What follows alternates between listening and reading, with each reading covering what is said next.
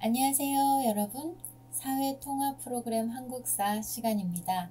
지난 시간까지 남북국 시대에 대해서 이야기를 했어요. 남북국 시대가 뭐였죠? 남쪽에는 통일신라 시대가 있고 북쪽에는 발해가 있었던 시대를 남북국 시대라고 합니다. 그래서 후삼국으로 나뉘고요. 후삼국은 고려가 통일을 하죠. 자, 오늘 고려시대 첫 번째 시간입니다. 우리 잠깐 복습하고 고려시대 시작해 볼게요. 자, 한국사 흐름부터 잡아볼게요. 고려가 어디쯤인지 알아야겠죠? 구석기, 신석기, 청동기 요때쯤까지가 선사시대입니다. 근데 청동기가 시작되고 청동기 시대에 한국 한반도의 첫 번째 나라 고조선이 생기죠. 그 다음 철기시대까지 이어지면서 농사 지으면서 많은 농작물이 생산이 되고 그러면서 계급이 생기고 더 큰 세력, 국가가 생겼다. 그래서 백제, 고구려, 신라로 이어지는 삼국시대가 만들어지고요. 그리고 통일신라와 발해로 나뉘는 남북국 시대, 그 다음이 고려입니다. 자, 우리 후삼국의 통일과 고려의 발전, 고려 이야기를 할 거예요. 자, 그럼 고려가 어디쯤이냐? 우리가 이만큼을 벌써 다 공부했어요. 그럼 고려하고 조선, 대한민국 이렇게밖에 안 남았다. 그쵸? 자, 고려시대 한번 보겠습니다. 지난 수업 복습을 해봐야죠. 신라의 삼국통일. 신라의 삼국통일은 고구려, 백제, 신라를 통일한 거를 이야기합니다. 자, 여기에 고구려, 백제 위협으로 신라와 당나라가 연합을 했어요. 뭐라고 불렀죠?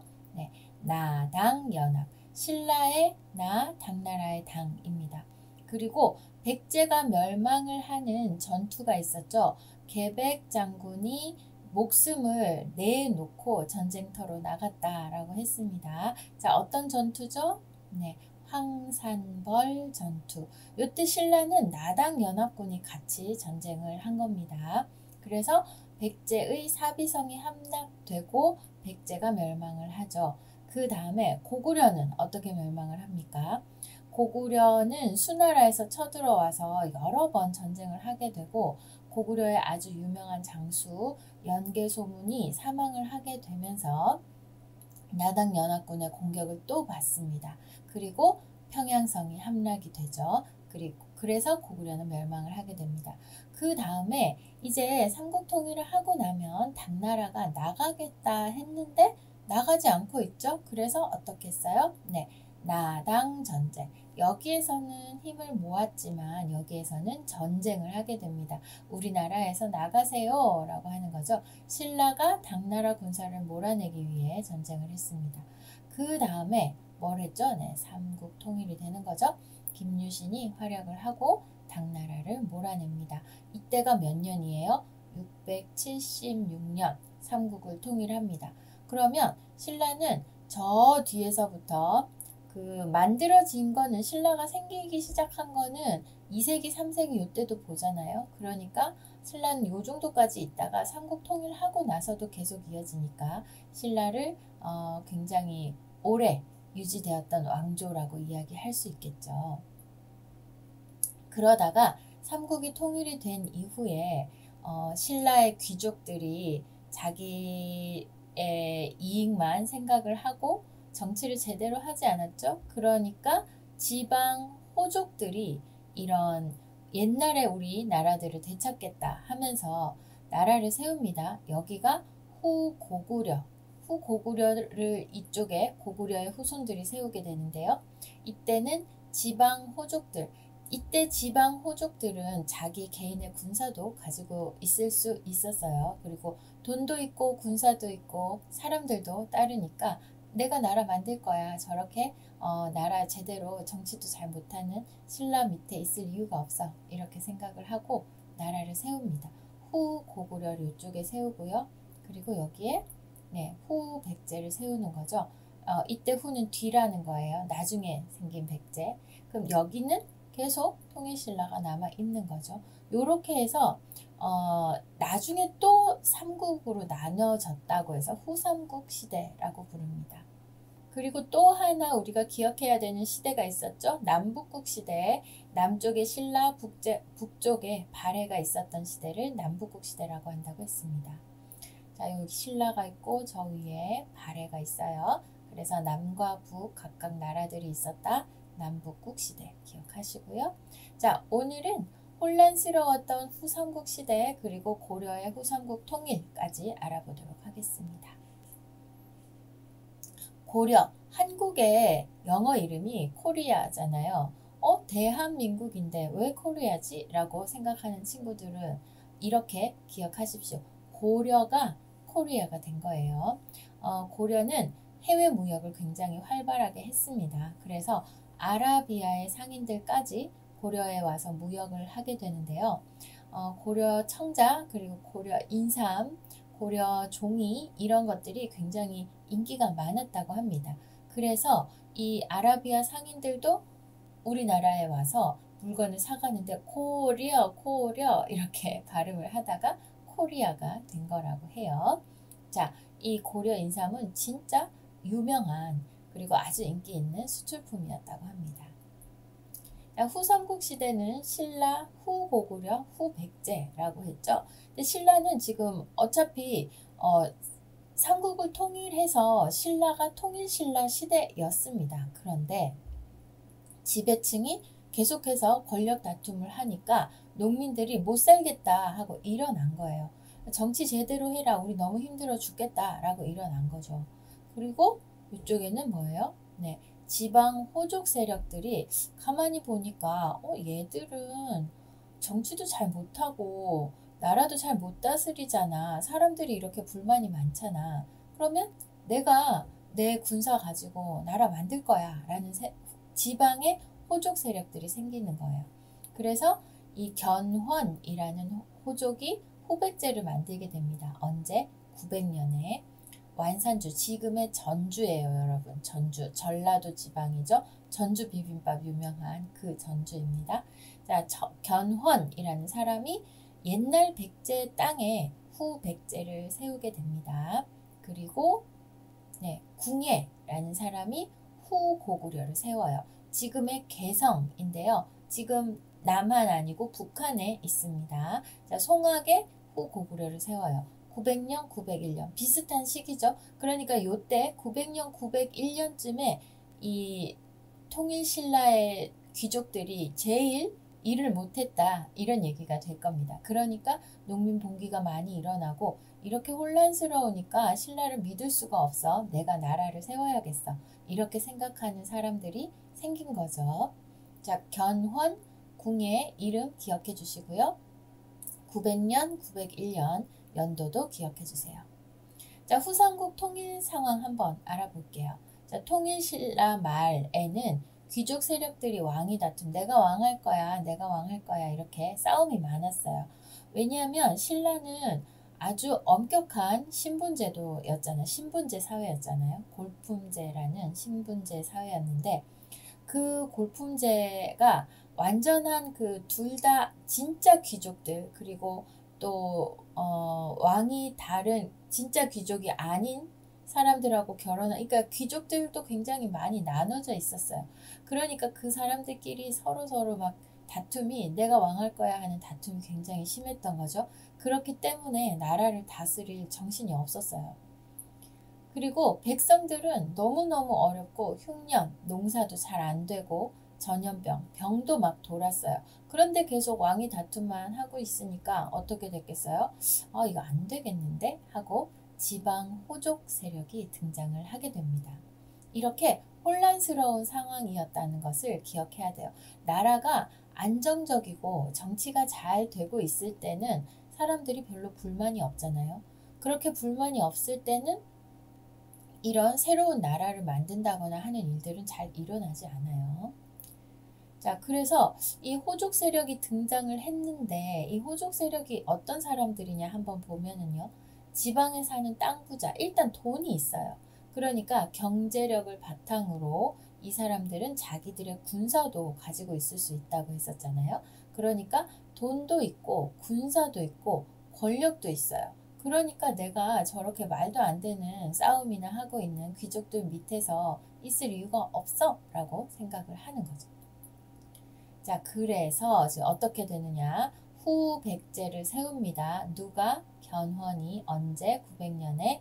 자, 후백제를 세우는데요. 견훤이 완산주, 지금의 전주에 후백제를 세우게 되고, 그 다음에 궁예가 후고구려를 송악 개성에다가 세우게 됩니다. 그러니까 지금 여기까지가 결국은 다 처음에는 신라였잖아요. 통일 신라였는데 후고구려 후백제가 세워지고 나니까 뭐죠? 신라 후고구려 후백제 해서 삼국이 또 나눠지게 된 겁니다. 그래서 이때를 뭐라고 한다고요? 후삼국 시대라고 하는 거예요.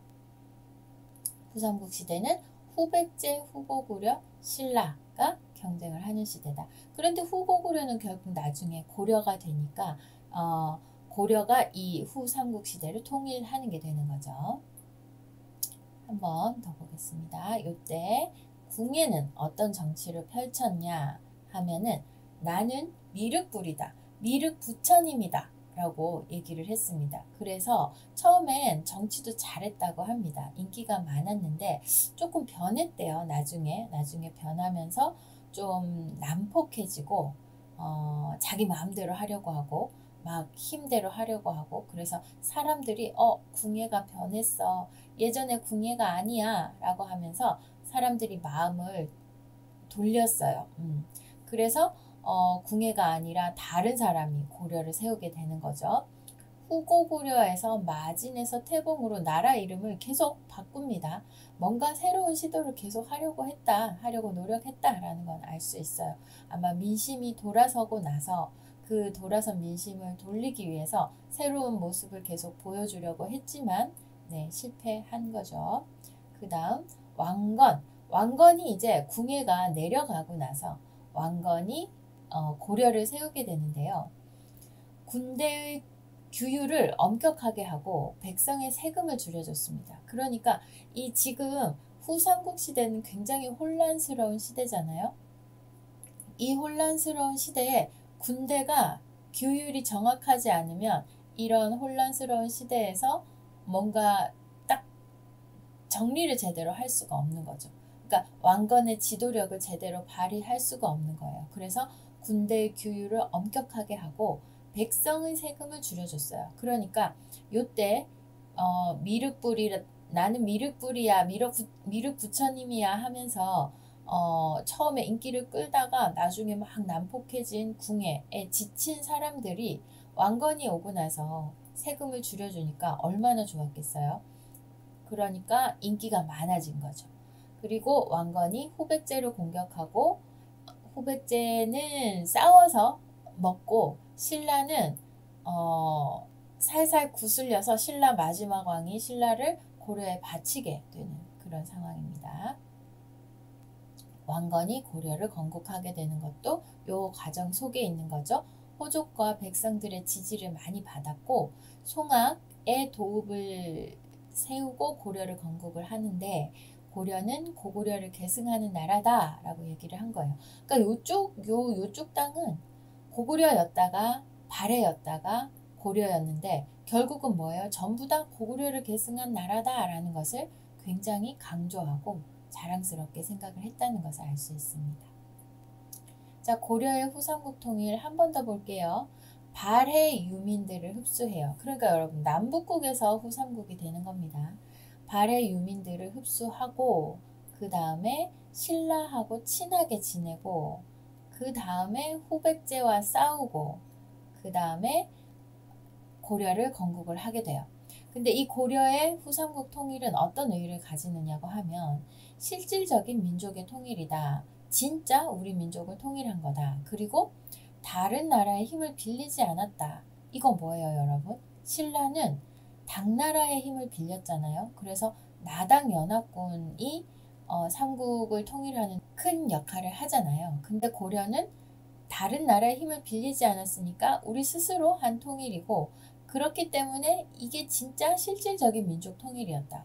처음에 신라가 했던 삼국 통일은 밑에 땅만 했잖아요. 근데 고려가 했던 이 후삼국의 통일은 저 위쪽 땅까지도 가지고 와서 통일을 시킨 거고, 그리고 다른 나라 힘을 빌리지 않았기 때문에 실질적인 민족 통일이다, 이렇게 말할 수 있습니다.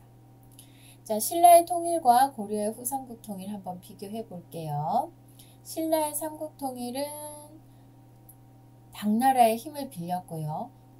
그리고 중앙 귀족 중심의 통일이었습니다. 한반도 전체를 통일한 것도 아니었죠.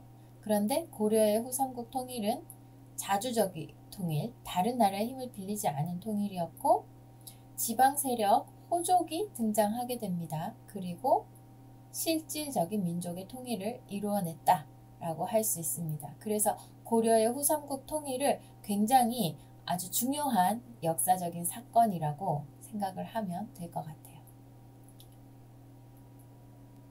자, 고려의 후삼국 통일 볼게요. 고려를 건국한 것은 918년입니다. 후 고구려를 세운 건 몇 년이었죠? 901년. 그러니까 궁예가 인기가 많아져서 나라를 세울 때는 901년이었는데 그 사이에 10년 조금 넘는 시간 동안 많은 인기를 잃어버렸다라고 생각을 할 수도 있을 것 같아요. 918년에 왕건이 고려를 세우는데 927년에 후백제군이 고려군에게 승리를 합니다. 그럼 뭐예요? 공산전투 또는 팔공산전투라고 하는데 후백제군이 이겼어요. 그럼 이때까지 후백제가 있다는 얘기죠. 그러면 930년에 고려군이 후백제군에게 크게 승리했다. 그럼 아직도 후백제가 남아있던 시기예요. 그렇죠? 고려는 후고구려를 이은 나라기 때문에 고려가 먼저 세워지고 고려가 세워진 이후에 후삼국이 통일이 됩니다. 그 다음 신라가 멸망을 하는데 935년 후백제를 공격하고 신라왕이 고려에게 항복을 한다. 후백제하고는 싸운다고 했어요. 후백제는 싸우고 신라왕 마지막 왕이 고려에게 항복을 한다. 요때가 이제 진짜로 후삼국이 통일이 되는 시기죠. 고려 건국하고 후삼국이 통일이 되는 시대 사이에 조금 시간이 있습니다. 그래서 후백제를 멸망하고 후삼국을 통일한 해는 936년. 20년 정도 시간이 있어요. 고려가 건국되고 나서 후백제와 신라를 완전히 통일하기까지는 요 정도의 시간이 있었다 하는 것도 알아두면 좋겠습니다. 자, 요때 무슨 일이 있었지? 한번 보면은요. 견훤의 큰아들, 견훤이 누구죠? 후백제를 세운 사람이죠. 후백제를 세운 큰아들 신검이 아버지한테서 왕위를 뺐습니다. 견훤이 왕위를 물려준 게 아니고 내가 왕 할 거야 하고 아버지한테서 왕을 억지로 뺏어요. 그러니까 견훤이 너무 억울해서 고려에 항복을 합니다. 그리고 나서 이 후백제의 지역적인 특성이며 이런 거를 다 가르쳐줘요. 그래서 왕건하고 견훤이 같이 후백제를 공격하고 견훤이 다 가르쳐줬으니까 왕건은 너무 쉬운 전투가 돼버렸겠죠. 그래서 여기 1,2천 전투라는 전투에서 승리를 하면서 후백제를 멸망시키게 됩니다. 네, 후백제도 아주 복잡해요. 그쵸? 네. 두 번째 통일을 이룬 고려 보겠습니다. 고려시대 국경선 많이 올라왔죠. 옛날에 삼국 통일을 했던 신라의 국경선은 거의 요쯤이었잖아요. 그쵸? 네, 요쯤이었는데 이만큼이나 땅이 넓어졌습니다. 고려시대의 국경선. 고려시대의 국경선 한번 보시고요. 오늘은 우리 고려의 후삼국의 통일 과정 했습니다. 여러분 조금 복잡하다 생각하실 수도 있는데 후삼국을 통일한 것은 고려이다 라는 게 제일 중요하고요. 그리고 후삼국 나라, 후백제, 후고구려, 통일신라 요 세 나라도 기억을 해주시고 후백제와 후고구려를 세운 사람 견훤, 궁예. 그리고 궁예는 얼마 지나지 않아서 왕위에서 내려오고 고려가 세워졌다 라는 것까지 정리를 해두시면 되겠습니다. 자, 그럼 오늘도 수고 많았어요, 여러분. 다음 시간에 만나요. 안녕. 한이재미 채널에는 재밌는 한국어 영상이 많이 있습니다. 여러분 영상이 도움이 됐다면 구독, 좋아요, 알림 설정까지 부탁해요. 안녕.